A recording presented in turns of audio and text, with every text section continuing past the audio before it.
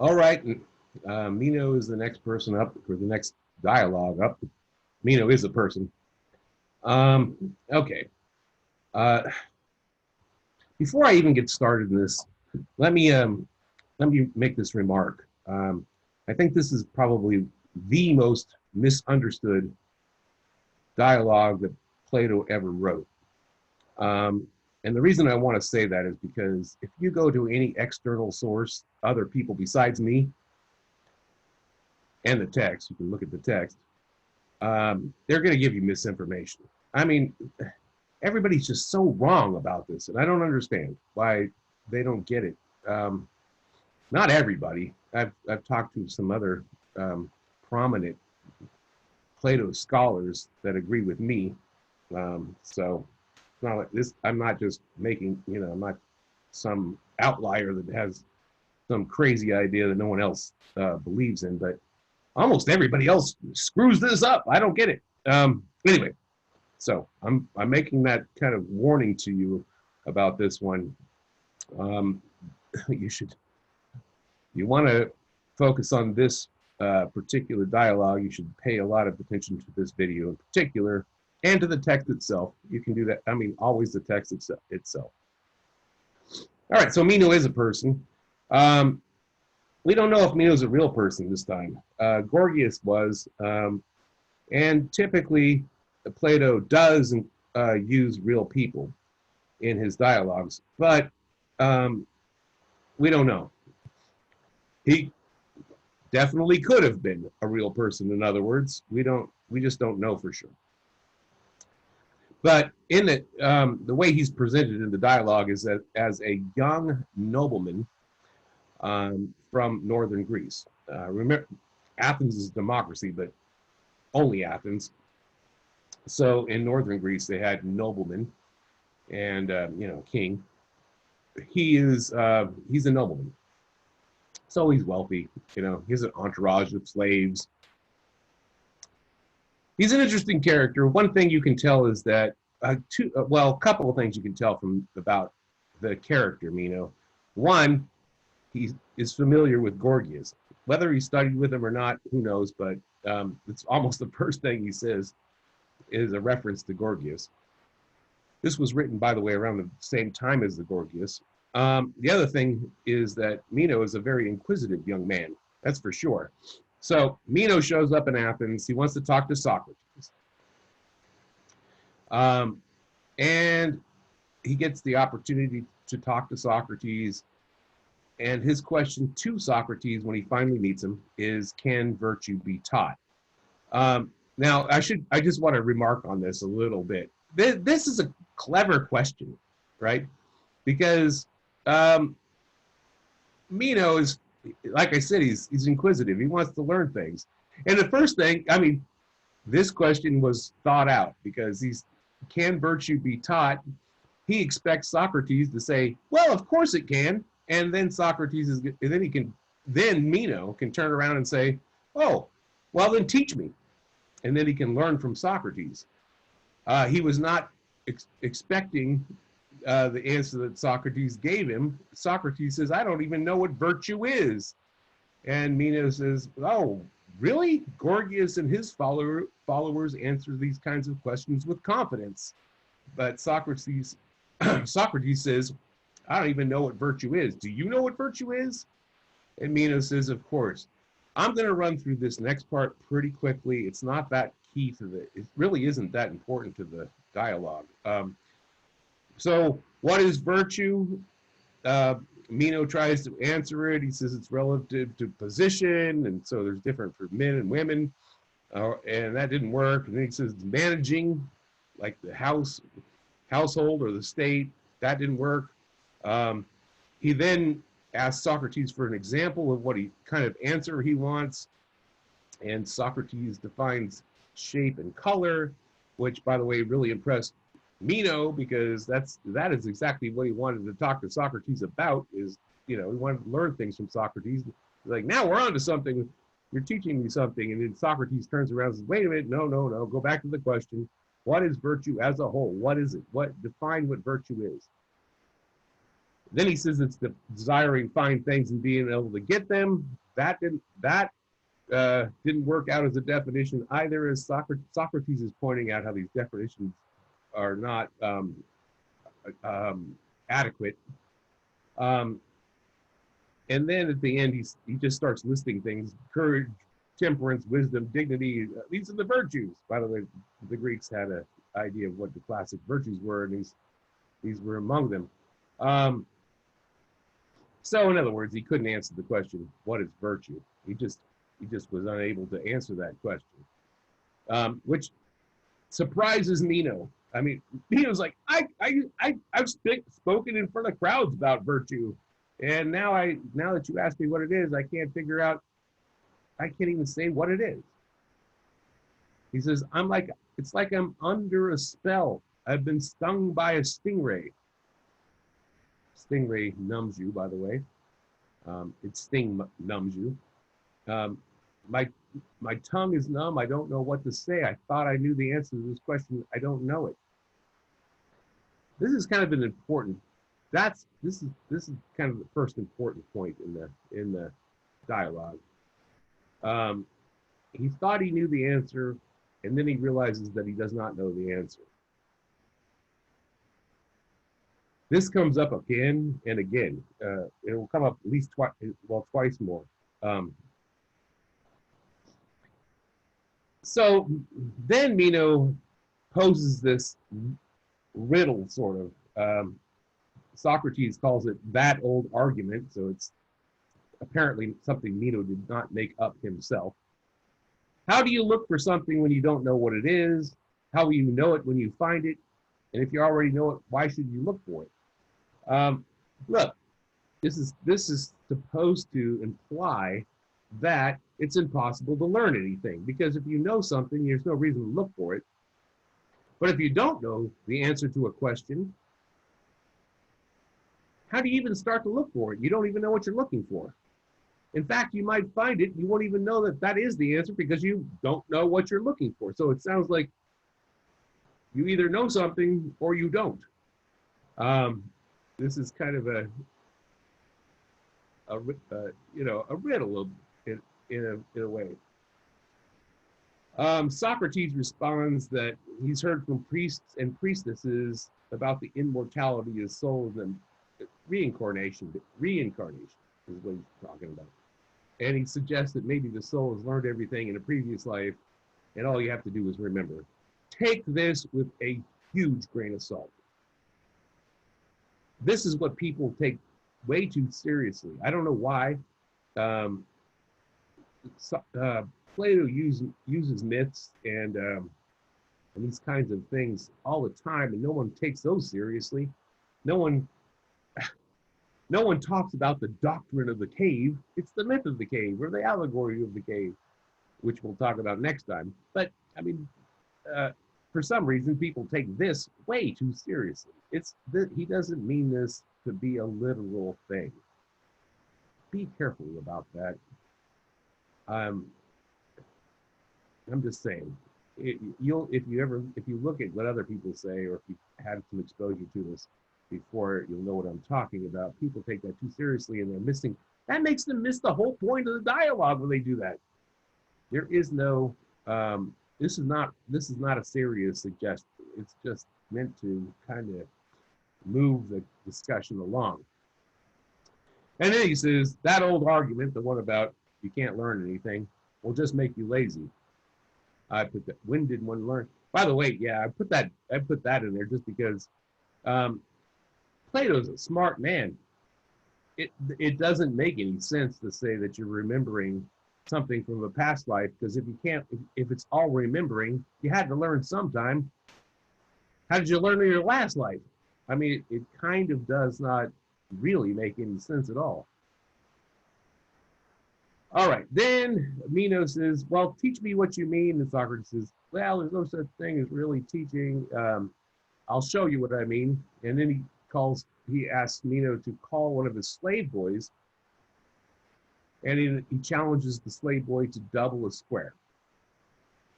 You're going to have to walk through this in the text. I think there's even diagrams in the text. How do you double the square?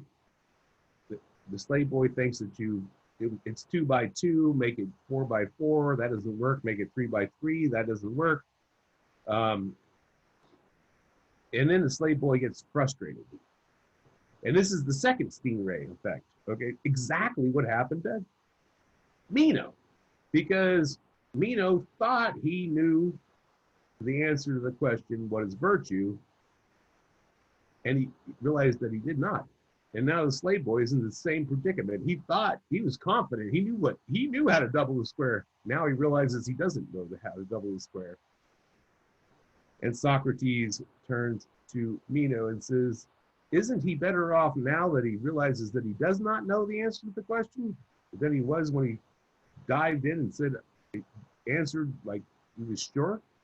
And Meno says, of course, he is.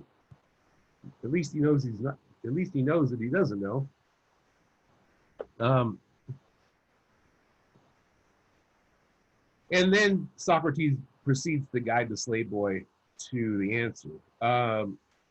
Notice how he does it, though. He doesn't flat out say, "Hey, slave boy, here's how you do it." He says he asks him a series of questions. Look, if we do this, what happens? If we do that, what happens? And the slave boy manages to figure out the answer. This is, by the way, a proof of the Pythagorean theorem, in case you don't recognize it.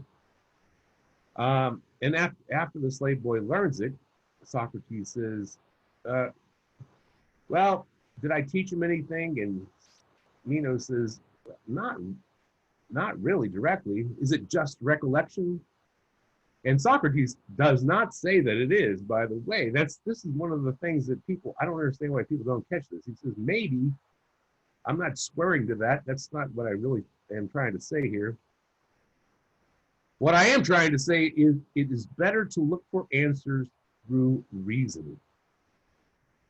That may seem like a platitude or some, something obvious, but in this context, you start to understand. There's a lot more to what he's saying there. What he says, look for answers through reasoning or logos. And also, I really want to note this: Socrates doesn't talk to slave boys.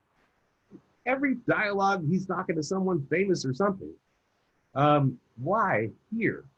And I think Plato's point here is that even a lowly, uneducated slave boy has reason and can figure things out. If you look for answers through reason, you'll find the answer. That is what you need to do. And later in the dialogue, when we talk about Anitus, he is educated and, a politician of some stature, and doesn't do this. And so Socrates is trying to draw a big contrast about, hey, a lowly slave boy that doesn't have any education can figure this out, but a politician who's an arrogant idiot can't. But that's what you need to do, though, is look for answers through reason. Everybody has the ability to reason. That's what innate. You don't have an answer from your previous life. Get that bullshit. What you have is the ability to find the answer. That's what's innate. That's what you have in advance. All right.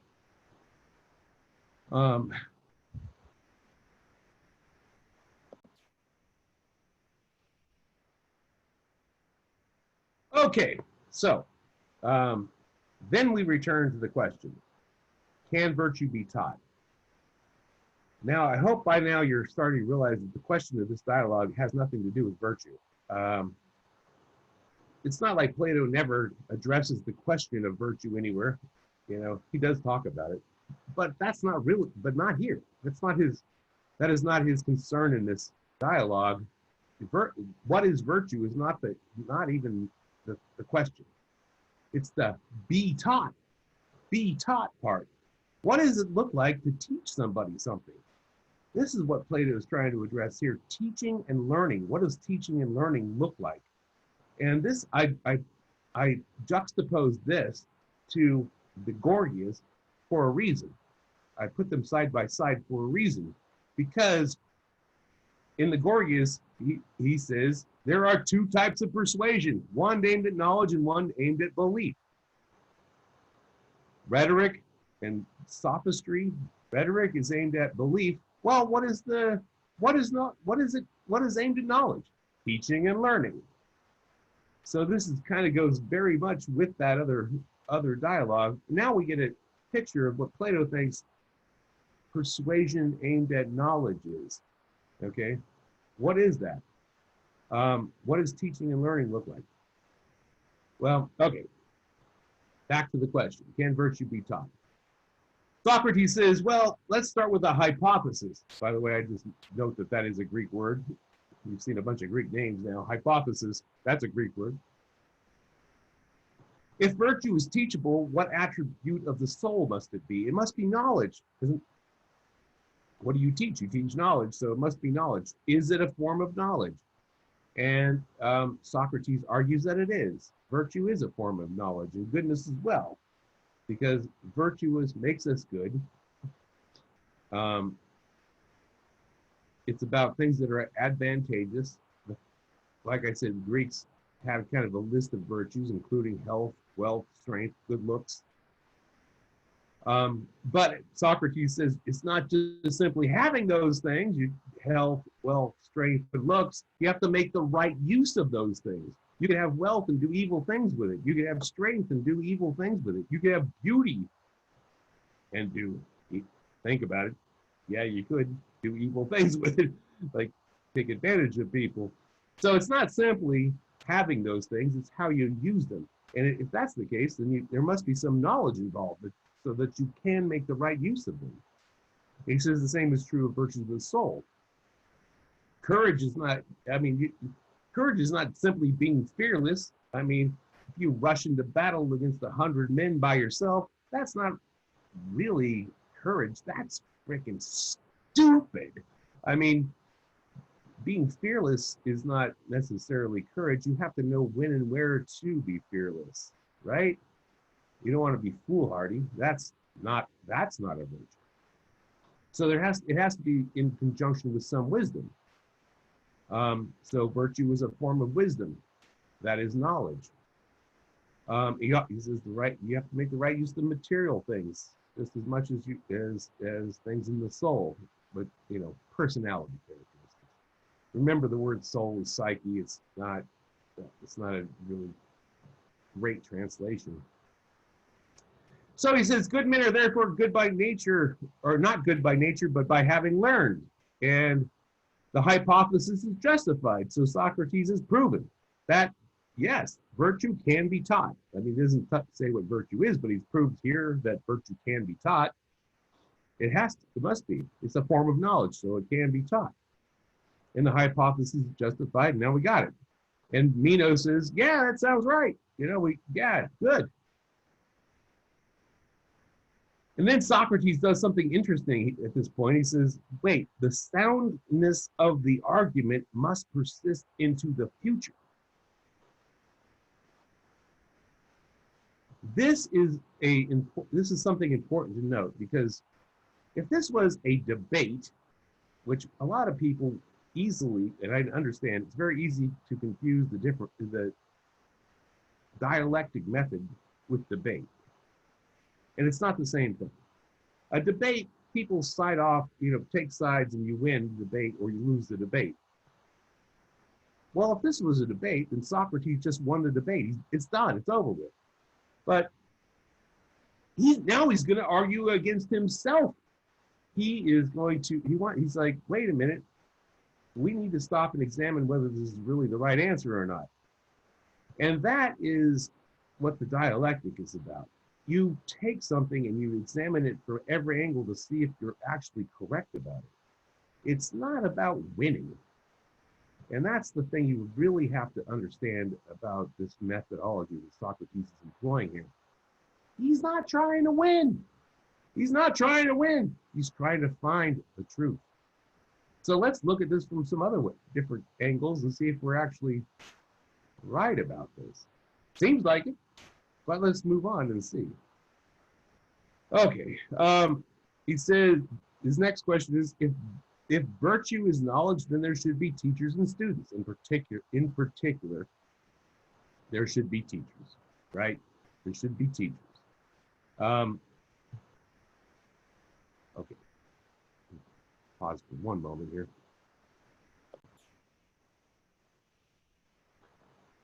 All right, sorry. So if there's teachers, who are the teachers? And this is when Anitis shows up in the conversation. He is one elected to high offices, so another politician, kind of like Callicles. He's also one of the prosecutors of Socrates. Who brought charges and got Socrates executed? Meletus, Lycon, and Anitis. That right there will tell you something. This guy is definitely the antagonist. He's the bad guy.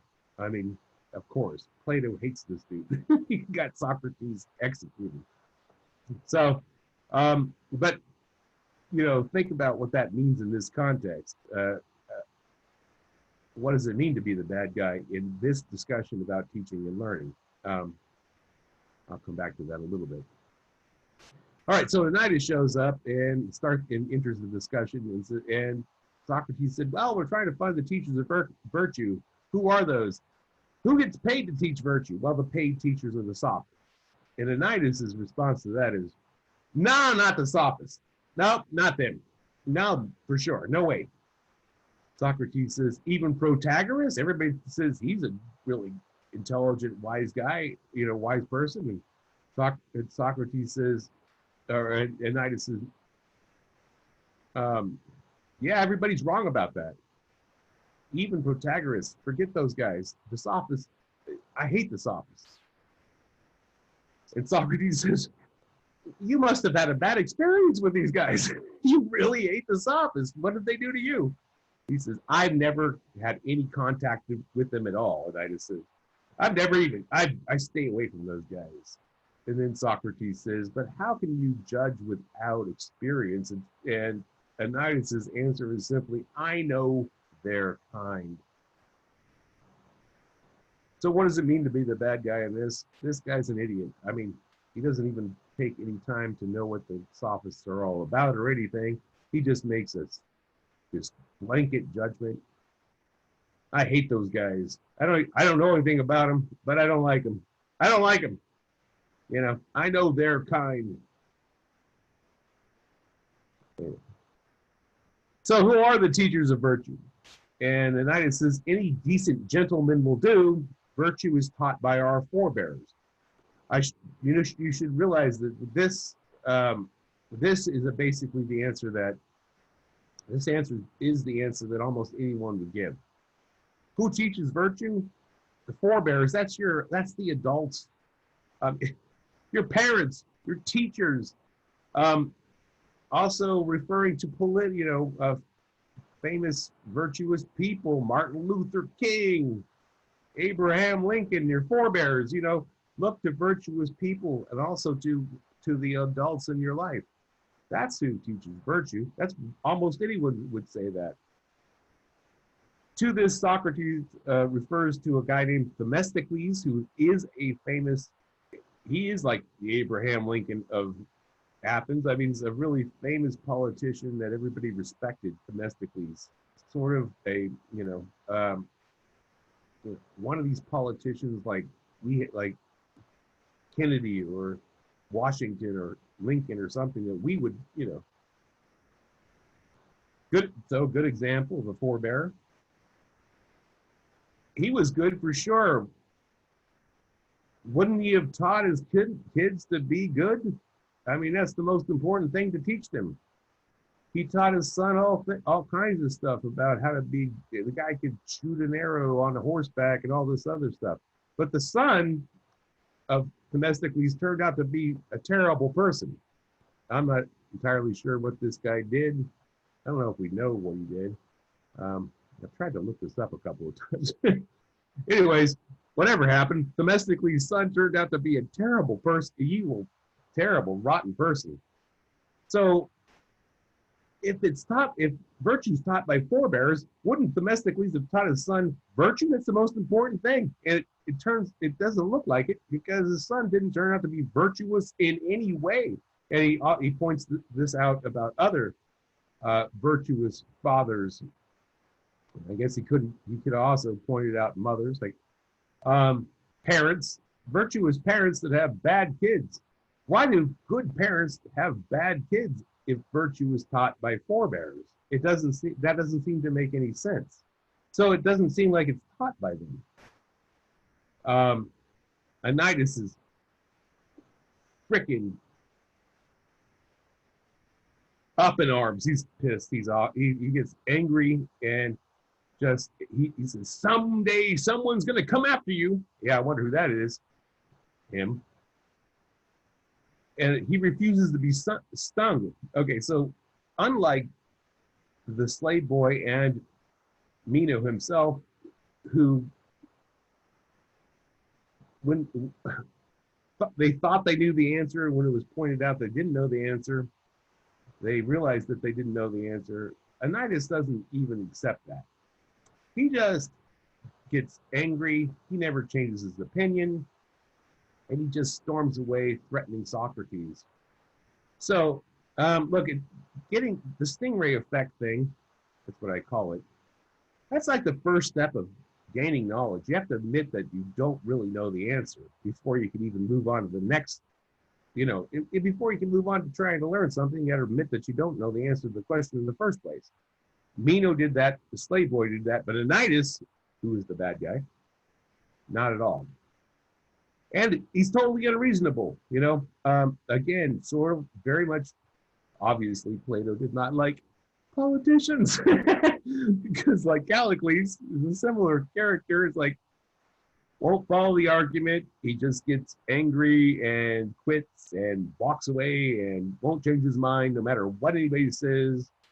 The slave boy has much more reason than this guy. All right. So he goes away. Back to the question: can virtue be taught? Who are the teachers? Gorgias never claimed to teach virtue, and by the way, neither did hardly any of the other sophists. So it doesn't seem like the sophists are good candidates. They never were teachers of virtue because they never even claimed to do that. Socrates points out that the poets contradict themselves. Remember, the poets write the mythology, and some of them said that it's teachable, you learn it, and some of them said it's by nature. They seem totally confused. They don't have any clear understanding of what that would mean. And so it doesn't seem like there are any teachers. And therefore, it can't be taught. And then Socrates says, well, wait, virtue doesn't have to operate under the guidance of knowledge necessarily. It's not a sine qua non, I think the text is, but that is like an essential condition. I mean, you can have true belief, and that would work fine as well. As long as you have a true belief, you will know what, virtue will function fine that way. If a guide gets you where you want to go, it doesn't matter whether they have knowledge of the right opinion, right? As long as they know.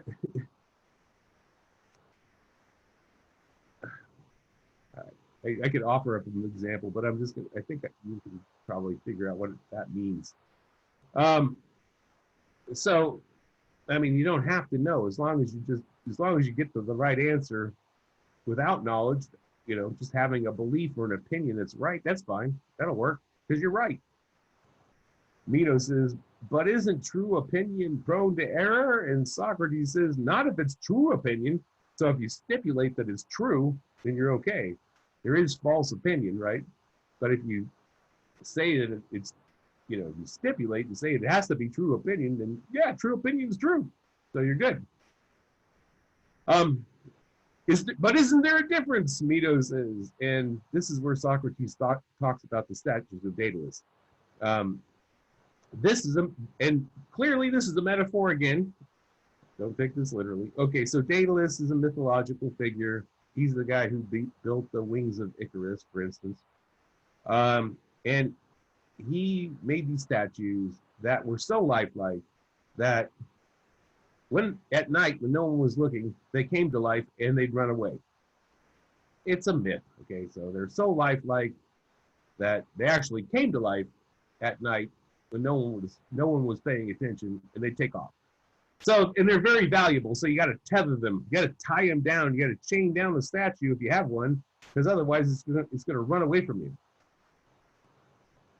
And the metaphor that Socrates is trying to use here is that the difference between true opinions or true belief and knowledge is that knowledge is tied down like this. It's great to have a true opinion or a true belief, but it'll run away from you unless you tie it down by working out the reason. Logos. Back to that again. Logos. Work out the reason. Then you know why it is true. All right. And then it won't escape from you. So Socrates is sure that knowledge and true opinion are different.